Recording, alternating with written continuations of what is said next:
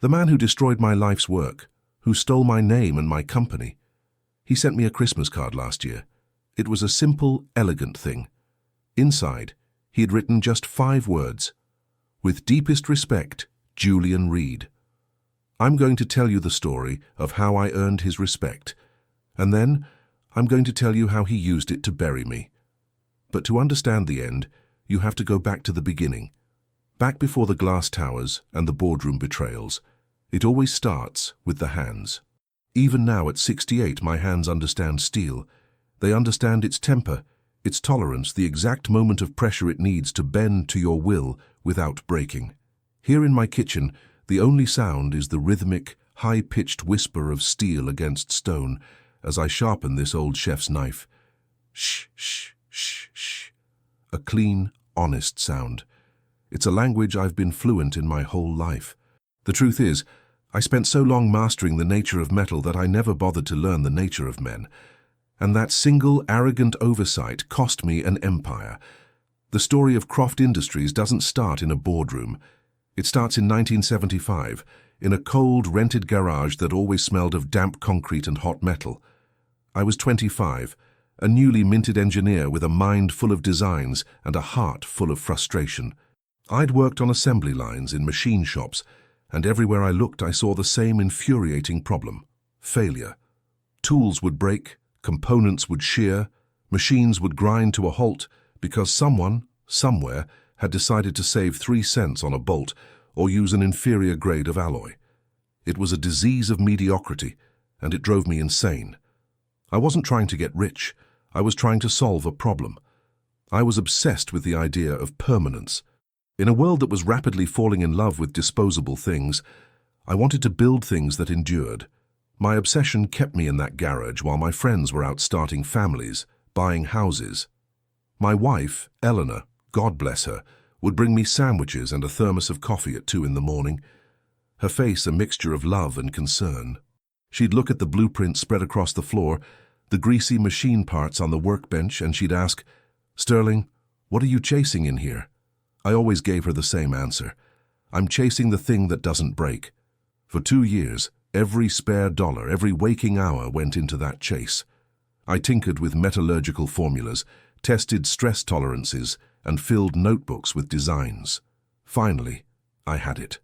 A series of industrial-grade components, gears, bearings, couplings, all forged from a proprietary steel alloy I'd developed. They weren't just strong, they were obscenely over-engineered. They were designed around a simple, powerful motto that would become the soul of my company. Built to last longer than the man who operates it. Of course, having the best product in the world means nothing if it stays in your garage. To buy my first real piece of manufacturing equipment, a used CNC mill that sounded like a dying dragon, I did something that still makes my stomach clench. I asked my parents to let me mortgage their home, the home I grew up in. They were quiet for a long time after I made my pitch at their kitchen table. My father, a carpenter his whole life, looked at my calloused hands, then at my designs. He just nodded and said, "A man's legacy is what he builds, son. Go build yours." The weight of that trust was heavier than any piece of steel I've ever lifted. With that money, Croft Industries was born. Our headquarters was that same garage. Our entire staff consisted of me, Eleanor running the books on our dining room table, and our first ever employee. A quiet, brilliant machinist named Frank, who I'd poached from a larger company by promising him not more money, but the chance to make something perfect. Just once. The first few years were a brutal, beautiful grind. We weren't a company. We were a cult of quality. Every single piece that left our shop was inspected by me personally. If it had so much as a microscopic flaw, it was melted down. No exceptions. We didn't have a marketing budget. Our reputation spread the old-fashioned way, by word of mouth from one grizzled factory foreman to another, from one skeptical site manager to the next. They'd try our components out of curiosity and become customers for life. The turning point came on a Tuesday. I was wrestling with a faulty lathe when Eleanor ran into the garage, phone in hand, her face pale. It was a chief engineer from the Transcontinental Bridge project. It was, at the time, the single largest infrastructure project on the continent. They were having catastrophic failures with a competitor's load-bearing joints. They'd heard a rumor about a small shop in a back alley making indestructible parts. They wanted a sample, overnight. I flew it there myself. The part nestled in a suitcase like a crown jewel. I didn't give them a sales pitch, I just handed them the component and a sledgehammer and said, "Do your worst." 2 weeks later, we got a purchase order with so many zeros on it, I thought it was a typo. That one contract was the spark that lit the fuse. We moved out of the garage and into a proper factory. 5 employees became 50. 50 became 500. The name Croft started to mean something. It meant reliability. It meant that whatever you were building, a bridge, a skyscraper, a power plant, if it had our parts inside it, it wasn't going to fail. That obsession with creating something perfect, something real, it's a fire that consumes you. If you've ever felt that fire, even for a moment, do me a favor right now and hit that subscribe button. And tell me in the comments, what city or country are you watching from? I want to know where the builders, the dreamers, the creators are today. It's important to remember we're out there. The years that followed were a blur of growth. We expanded, innovated, and slowly, methodically, we conquered our market. But money was never the measure of success for me. The real moments, the ones that are seared into my memory, were different. I remember standing on a street corner in Chicago, a city I'd never been to, and looking up at a new skyscraper disappearing into the clouds. And there, on a massive steel girder being hoisted into the sky, was our logo. A simple, stark C inside a gear. It was my name, etched into the spine of the city, my work, my legacy. In that moment, looking up, I felt invincible. I believed that what I had built was more than just a company. It was a fortress, built on a foundation of quality, integrity, and hard-earned trust. I thought the foundation was impenetrable. I was a master of materials, after all. I knew that the strongest structures are the ones that can withstand pressure from the outside. I never imagined, not for a second, that the most devastating cracks wouldn't come from the world outside, but from the man I willingly invited inside. To be the king of a world you built yourself is a uniquely intoxicating form of power. By the time I was 50, Croft Industries was no longer just a company. It was a monument. Our main manufacturing plant sprawled over 50 acres, a city of steel and glass that hummed with purpose day and night. The factory floor was my cathedral, and the thunderous rhythm of the trip hammers was my hymn. I knew the name of the woman who ran the quality control station at the end of line 3, Maria, whose son was studying to be a doctor. I knew the faint scar above the eye of the foreman in the smelting division, Frank, my very first employee, still with me after all these years. This was my kingdom. I knew every gear, every circuit, every soul within its walls. The noise, the heat, the smell of ozone and cutting fluid, that was reality to me. The boardroom, by contrast, always felt like a foreign country. It was a place of abstracts, of projections and percentages on a screen. I understood its necessity, but I never trusted it. Numbers could be made to lie. Steel couldn't. My authority in that room was absolute, of course. I was the founder, the majority shareholder, the ghost in the machine itself. But I was always restless there, my fingers itching to be holding a micrometer instead of a Mont Blanc pen. My great mistake was believing that because I was uncomfortable in that world of tailored suits and silent calculations, it was somehow less real, less dangerous than the world of molten metal and immense physical force I commanded. I thought the heart of the company was on the factory floor. I was wrong. The heart was wherever the power was, and I was about to invite a parasite to nestle right beside it. I met Julian Reed at an awards dinner, one of those dreadful self-congratulatory events where everyone wears a tuxedo and a plastic smile. I hated them.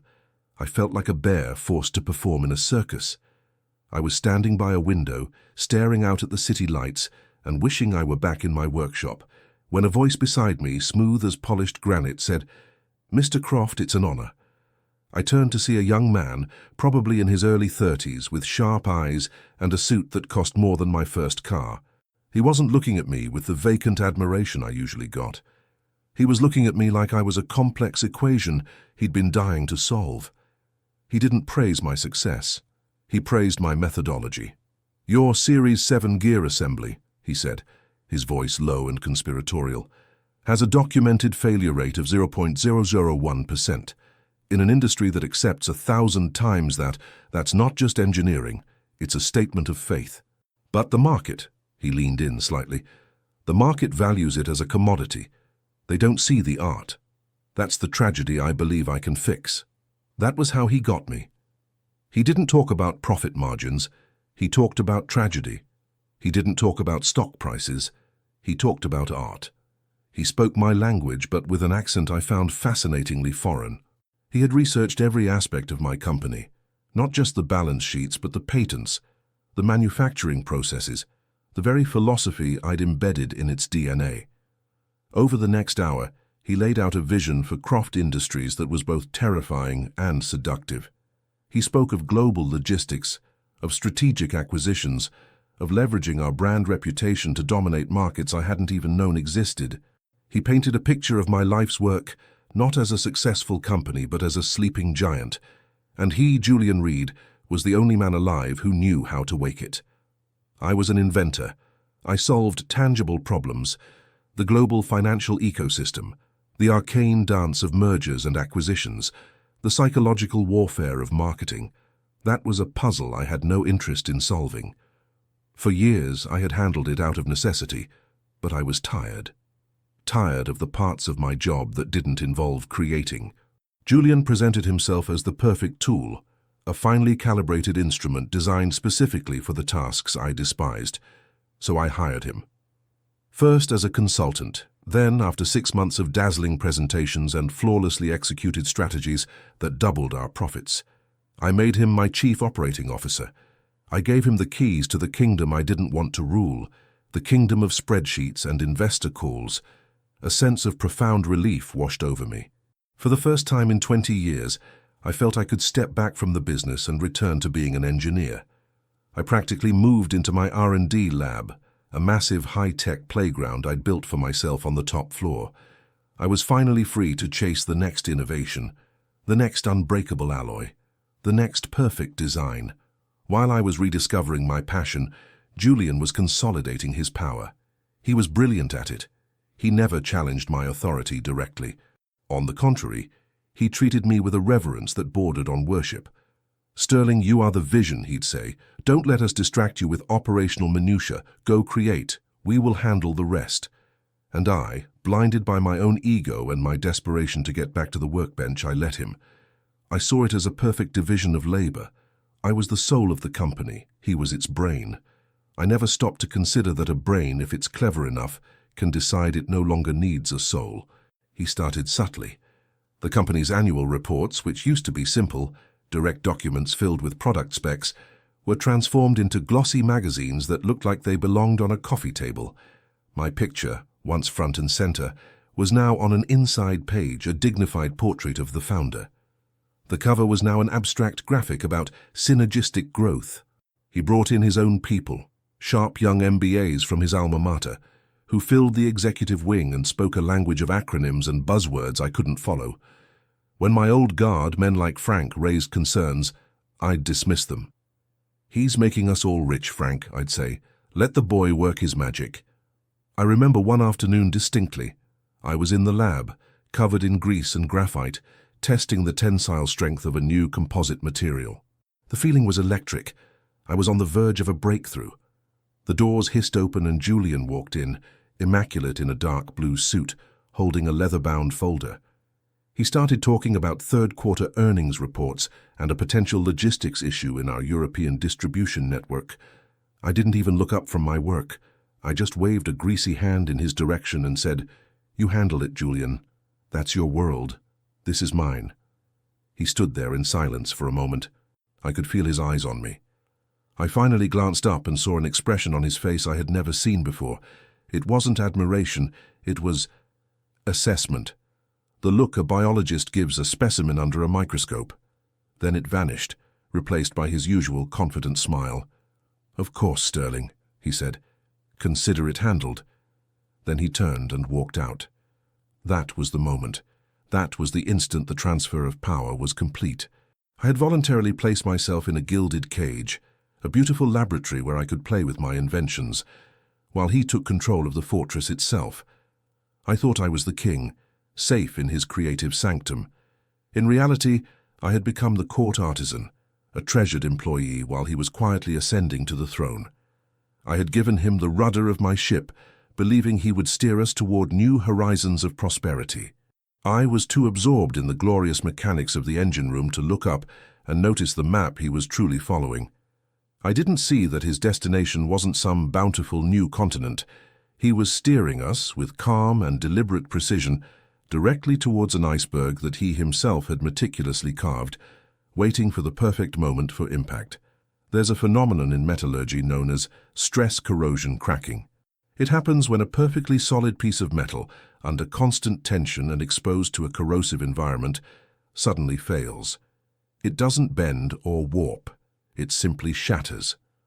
From the outside, it can look flawless, right up until the moment of catastrophe. The cracks that bring it down are invisible, growing silently from within. In my own life, the first audible signs of these internal fractures didn't come from a boardroom report, but from the smell of charcoal and freshly cut grass in my own backyard. It was a Sunday afternoon in late summer, the kind of lazy, golden day that feels like a reward. I was at the grill turning steaks, surrounded by the comfortable chatter of family and old friends. Eleanor came up beside me, her hand resting lightly on my arm. A moment later, Frank, my oldest friend, and the grizzled conscience of my factory floor joined us. They had the coordinated, serious air of ambassadors delivering a difficult message. "Sterling," Frank began, getting straight to the point as always. "This Julian kid, he doesn't walk the floor anymore." "He's a COO, Frank, not a foreman," I replied, a little too defensively. "His floor is the executive wing." "No," Frank insisted, his gaze unwavering. "That's not what I mean. He used to come down, ask questions, learn the machines. Now, he talks about us in his meetings, calls us legacy assets and human capital expenditures. We're not people to him, Sterling. We're numbers on a ledger he's trying to balance." Eleanor squeezed my arm gently. Her approach was always different, more intuitive. "It's his eyes, darling," she said softly. "When he looks at you, he's not listening. He's calculating. He doesn't see a person. He sees a position, a chess piece." I remember laughing. Not a real laugh, but a short, dismissive burst of air. I felt a surge of pride, of arrogance. They were seeing shadows where there was only progress. They were good, honest people, but they were from another era. They didn't understand the complex architecture of the modern corporate world. I did, or so I believed. "You're both being old-fashioned," I said, flipping a steak with a flourish. "Julian is a shark, and in the world we're in now, you need a shark swimming alongside you. He protects what we've built. This is how the game is played on a global scale." I looked at their worried faces and felt a pang of patronizing affection. "Don't worry," I assured them. "I hold his leash. He only bites when I tell him to." It remains one of the most foolish and conceited sentences I have ever uttered. They saw the truth because they were looking at the man. I was blinded because I was looking at the results, the soaring stock price, the glowing headlines, the sheer intoxicating momentum of growth. I had forgotten the most fundamental rule of engineering. A system is only as strong as its most untrustworthy component. While I basked in my self-imposed creative exile, Julian was methodically rewriting the company's operational DNA. He wasn't just managing the business, he was remaking it in his own image. He established new committees for strategic planning, for financial oversight, for risk management, all populated by his own hand-picked acolytes, and all operating just outside my traditional sphere of influence. He created a shadow government within my own empire. The reports that reached my desk were always glowing, but I started hearing whispers from trusted, long-time employees. Whispers of a new culture of fear in the finance department, of loyalty being valued less than aggressive compliance, of meetings I was never invited to, where the future of my company was being debated. Julian's manipulation was a masterpiece of subtlety. He never openly criticized me. In fact, he did the opposite. In board meetings, he would praise my founder's intuition and my unwavering commitment to quality. But he would always frame these virtues as charming, slightly antiquated relics. "Sterling's passion is the bedrock of this company," he would say to the board, his tone laced with deep respect. But we must be careful that our sentimentality doesn't cloud our strategic judgment in a rapidly evolving marketplace. He was painting a portrait of me as the company's beloved, slightly dotty grandfather, the visionary who had built the house but was now too old and set in his ways to be trusted with its renovation. He was positioning me as a risk factor. The inevitable collision, when it came, was not a whisper but a thunderclap. It happened in the main boardroom on a Tuesday morning. Julian had called a special meeting to present what he called a paradigm-shifting acquisition opportunity. The company he wanted to buy was a competitor named Titan Tools, a brand notorious for producing cheap, disposable, low-grade products that were the antithesis of everything I stood for.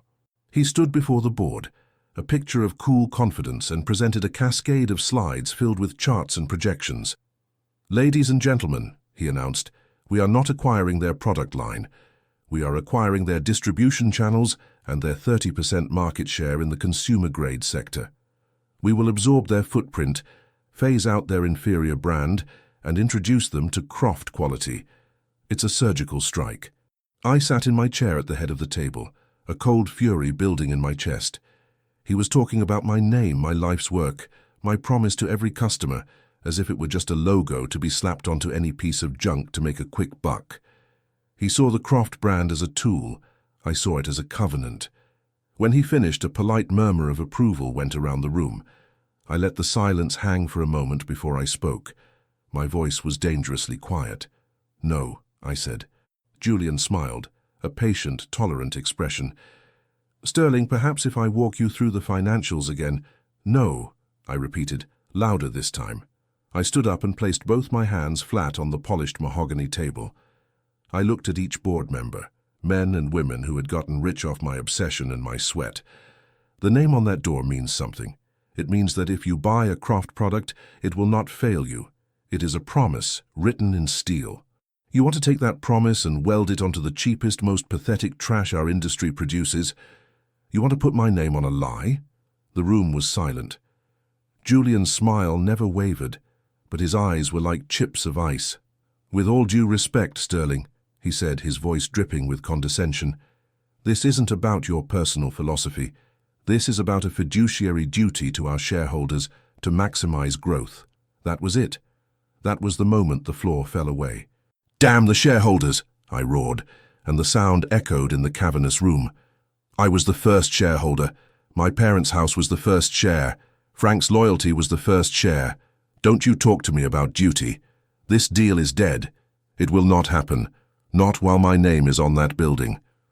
As the founder and majority stakeholder, my word was law. The veto was absolute. I had won. I stared Julian down, and for the first time I saw a flicker of something real in his eyes. Pure, unadulterated hatred.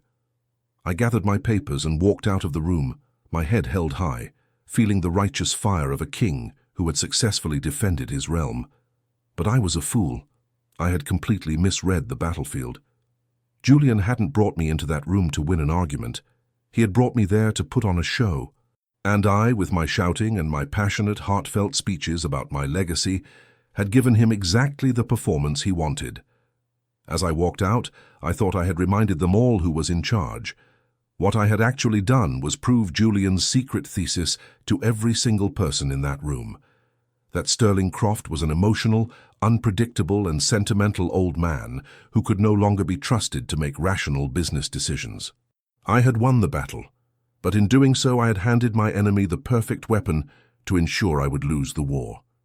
Victory, I discovered, can have a bitter and deceptive aftertaste.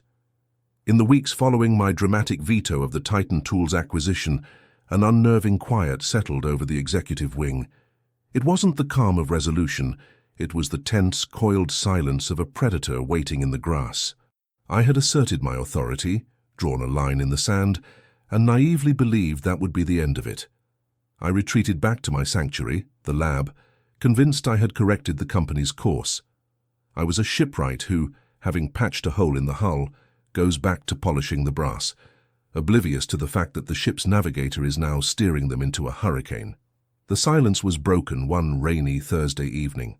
I was working late, sketching out a new hydrostatic bearing design, when a soft knock came at my lab door. It was Julian. He wasn't wearing his usual armor of corporate confidence.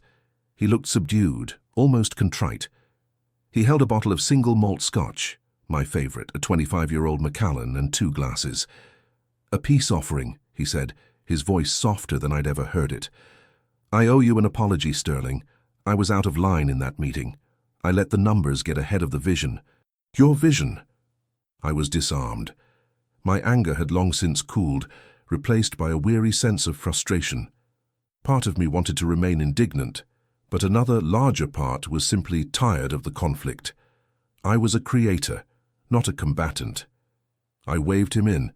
He poured 2 glasses, the amber liquid catching the light, and for a while we just sat there amidst the schematics and prototypes, the scent of scotch mingling with the smell of machine oil. "You built this place with your bare hands," he began, swirling the scotch in his glass.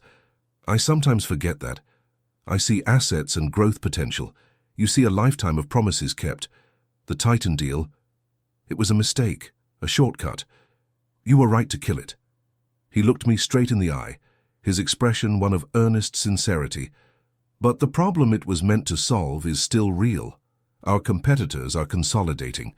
We're the biggest independent player left, which makes us a target. We're a fortress, but we're a fortress standing alone in a field of advancing armies." He let that image sink in.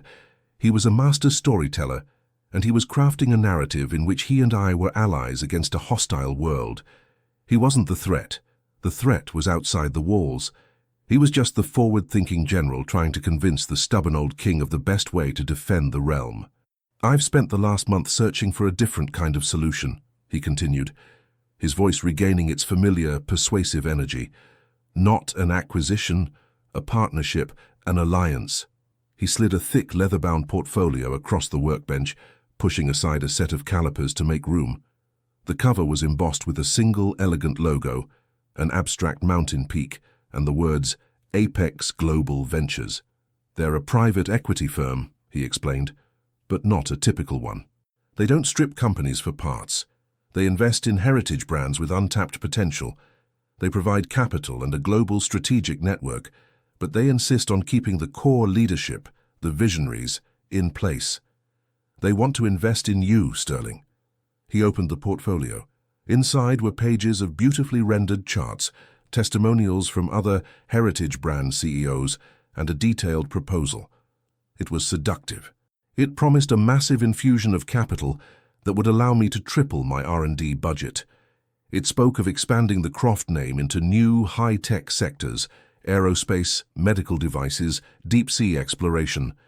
It was a vision of the future that was grander than anything I had ever dared to dream of. And then he delivered the masterstroke. "The best part," he said, pointing to a specific clause, "is the proposed leadership structure. They want you to transition to a new role, President Emeritus and Chief Innovation Officer. You'd step away from the day-to-day corporate grind, all the quarterly reports, the investor calls, the things you hate. You'd have 0 operational responsibilities, but retain full autonomous control over all research, development, and product design. A king in his own creative kingdom, with an unlimited budget." He smiled. "Think of it, Sterling. No more boardrooms. Just you, this lab, and the resources to build anything you can imagine." It was a golden key to a beautiful cage. He was offering me my own dream, gift-wrapped and tied with a bow. He was promising me a return to the purity of my youth, to the garage where it all began, but with the backing of a financial juggernaut. The fatigue of the past few years, the endless battles I felt I was fighting against the tide of modern business, it all came crashing down on me. I saw a path to escape, a way to secure my company's future while freeing myself to do the only thing I had ever truly loved. Over the next few days, he walked me through the deal points. The language was dense, a thicket of legal and financial jargon. Leveraged recapitalization, preferred stock tranches, governance protocols. I'd ask questions, and Julian would provide clear, simple explanations that made perfect sense. He was my interpreter, my trusted guide through the treacherous foreign territory of high finance. When I asked about voting power, he pointed to a section that seemed to guarantee my final say on all matters of brand integrity and product quality. It looked ironclad. What I didn't see, buried deep within 50 pages of impenetrable legalese, were the clauses that defined how the new board would be structured. Clauses that gave Apex the right to appoint a majority of the members. Clauses that established a new strategic oversight committee, chaired by Julian, with the power to realign executive roles to maximize shareholder value. He assured me these were standard formalities.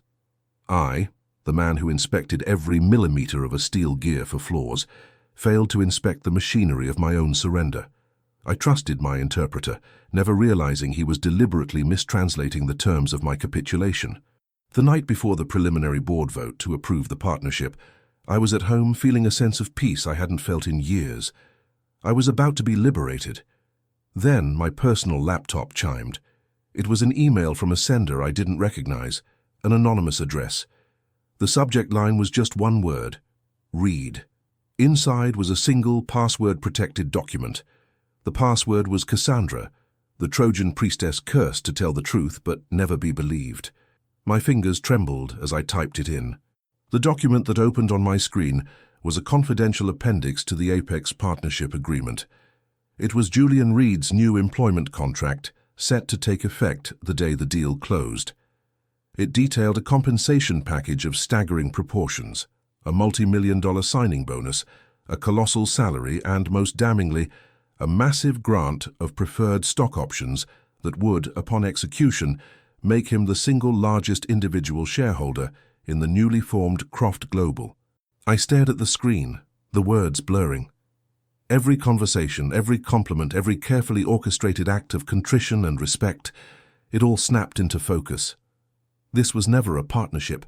It was a hostile takeover, executed from the inside. He hadn't found Apex, they had found him, or he had found them. He had packaged my company, my name, my life, my legacy, and sold it to the highest bidder in exchange for the throne. He hadn't built a defense for the fortress. He had built a Trojan horse and convinced the old king to open the gates himself. I grabbed the phone, my hands shaking with a rage so profound it felt like a physical illness.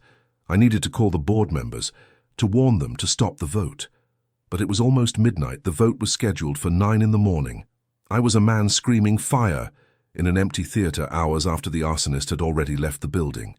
The trap had been sprung, and I was the one who had willingly, gratefully stepped right into it.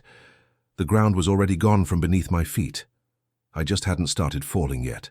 Before I tell you about the final, brutal moments of the collapse, about the day they took my life's work away from me, if you've come this far on the journey, please take a second to subscribe to the channel if you haven't already, and leave a comment below. Let me know, in your own life, what has been the biggest betrayal you've ever witnessed or experienced. We share these stories not to dwell on the wounds, but to understand the scars they leave behind. That night was a sleepless eternity. I sat in my study, the damning document glowing on my laptop screen, a cold sun in a dark room.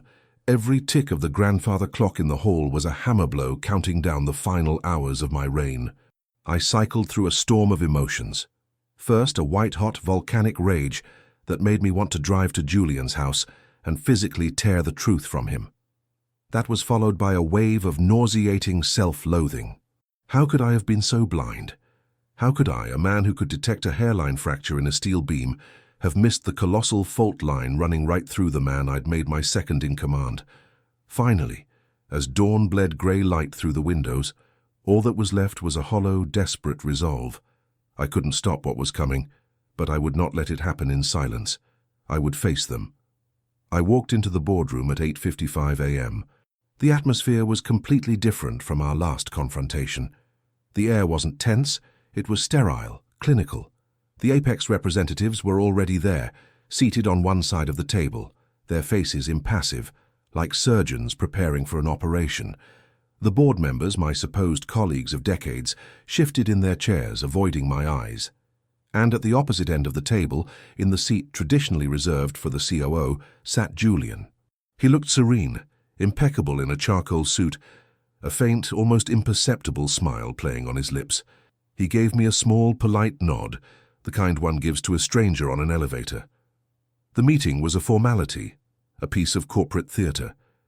The votes had already been cast in private conversations and backroom deals, My presence was merely a requirement for the final act. The chairman, a man I'd once gone fishing with, read from a prepared statement, his voice a monotone drone. He spoke of a bold new chapter and a synergistic alignment of strategic interests. It was a eulogy for my company, written in the soulless dialect of corporate public relations. When he finished, he asked if there was any final discussion. That was my cue. I stood up, my hands gripping the back of my chair. I didn't shout.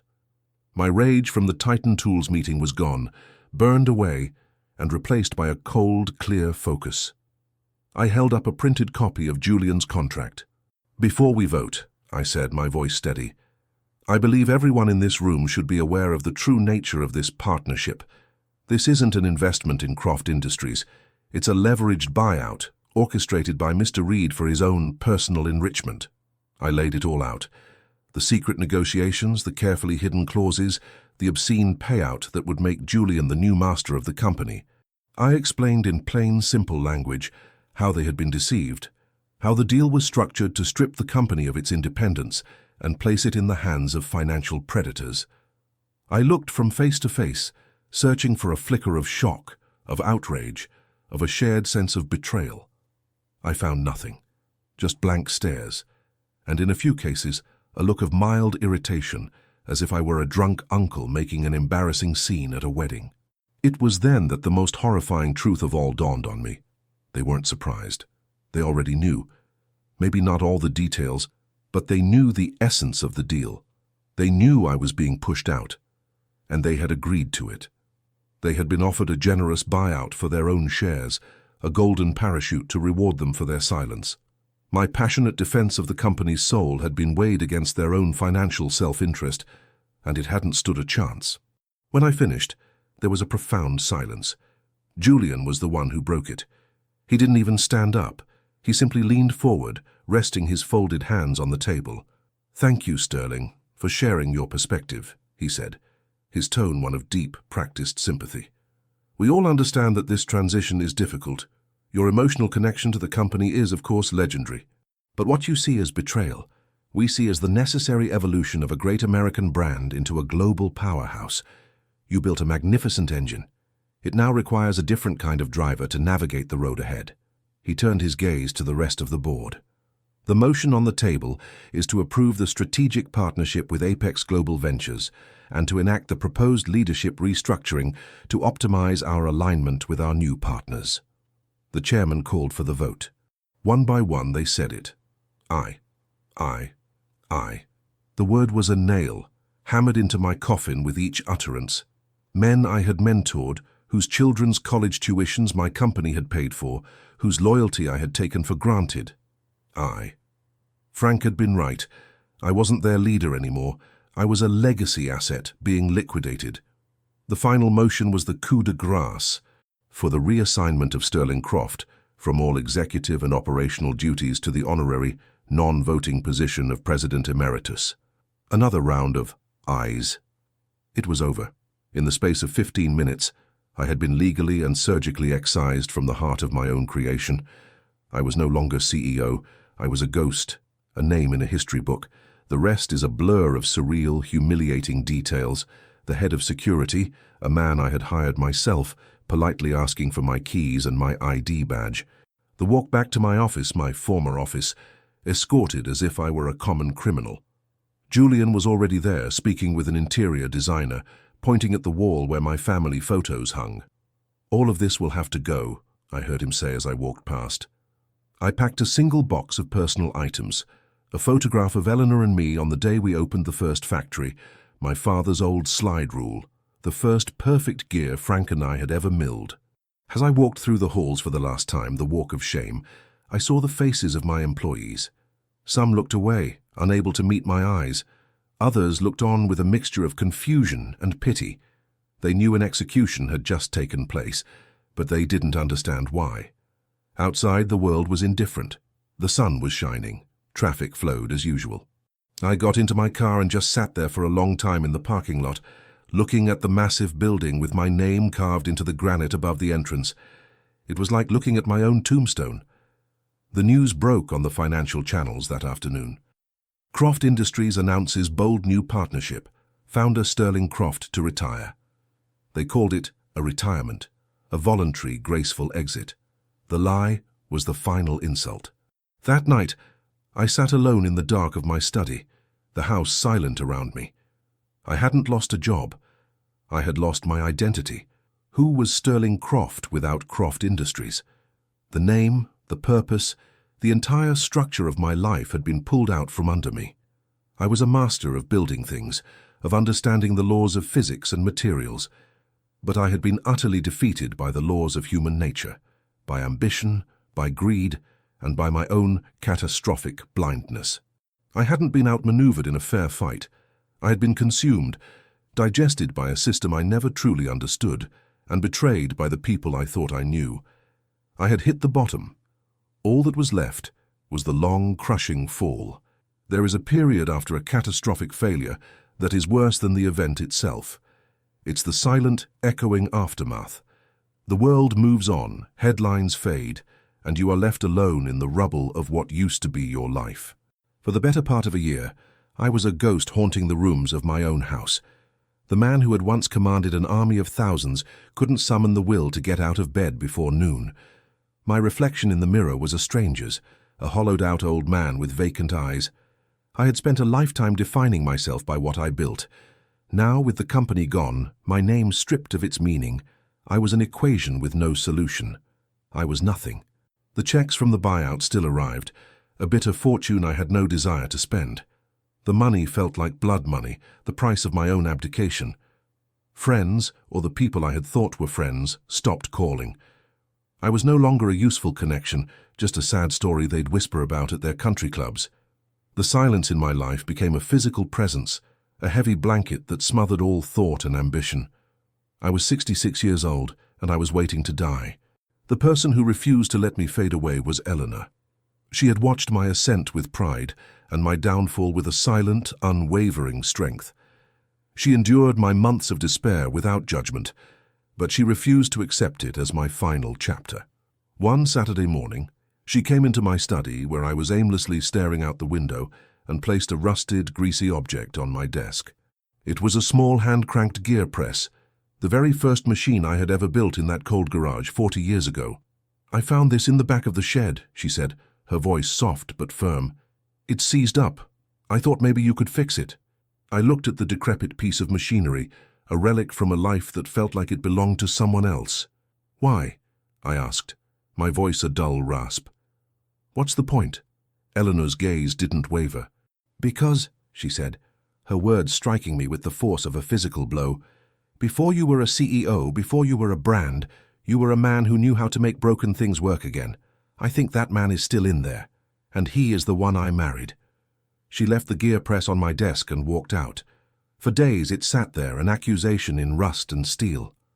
Finally, unable to bear its silent judgment any longer, I carried it out to the old garage at the back of our property. The place hadn't been touched in decades.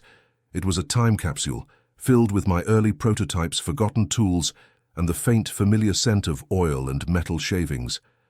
I wiped the dust off an old workbench, the one I'd built with my father, and set the gear press down. My hands, which had grown soft and unsteady, trembled as I began to disassemble it. It was slow, frustrating work. My fingers fumbled with the bolts, my mind sluggish from months of inactivity. But as I worked, a strange thing happened.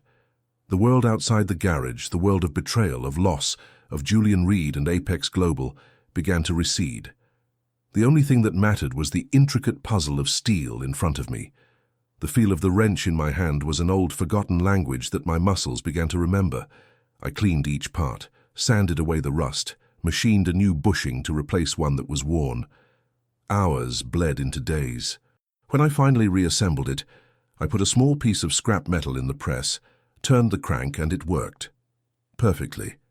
A small, flawlessly pressed gear dropped onto the workbench. It was a useless, insignificant thing, but as I held it in the palm of my hand, a profound and unexpected sense of peace washed over me. I hadn't made a profit. I hadn't closed a deal. I had simply made something, and in the act of creation, a small, flickering pilot light reignited within my soul. That garage became my refuge, then my workshop, then my salvation. I started spending all my time there. I built a beautiful cedar bench for Eleanor's garden. I forged ornate iron gates for our driveway. I wasn't building an empire. I was just building. The joy was not in the finished product, but in the process, the quiet conversation between a man and his materials. Word got around the neighborhood. The reclusive, disgraced founder of Croft Industries was a tinkerer again. A teenager from down the street, a boy named Leo who was failing shop class, shyly knocked on my door one day and asked if I could help him with a welding project. I hesitated, then invited him in. I showed him how to control the heat, how to read the molten puddle, how to create a seam that was stronger than the metal around it. When he laid down a perfect bead of weld, his face lit up with a look of pure, unadulterated pride. And in that moment, I felt a satisfaction deeper than any stock market rally. Leo started coming by every week. He brought his friends. Soon, my garage was a chaotic, noisy, wonderful mess, filled with curious teenagers eager to learn how to work with their hands. I taught them how to read blueprints, how to operate a lathe, how to understand the character of different woods and metals. I wasn't their teacher, I was their guide. I was passing something on. One afternoon, Leo was struggling to machine a complex part. "I can't do it, Mr. Croft," he said in frustration. "It's impossible." "Nothing is impossible, Leo," I told him, placing a hand on his shoulder. "You just haven't found the right tool or the right angle yet.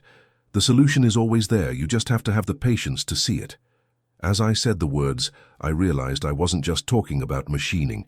Julian Reed still runs my old company. They renamed it Croft Global. I see their trucks on the highway sometimes, my name emblazoned on the side of a business that no longer has my soul. I read recently that they're moving most of their manufacturing overseas to cut costs. Frank retired the day after I was forced out. The promise of built to last has been replaced by the reality of built to sell.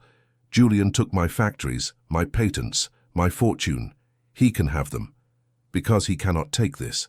He cannot take the smell of this garage, the focused silence of a young person learning a craft, the quiet joy of a problem solved with your own two hands. I lost an empire, but I rediscovered my purpose. The lesson that life hammered into me, the one that cost me everything to learn, is this.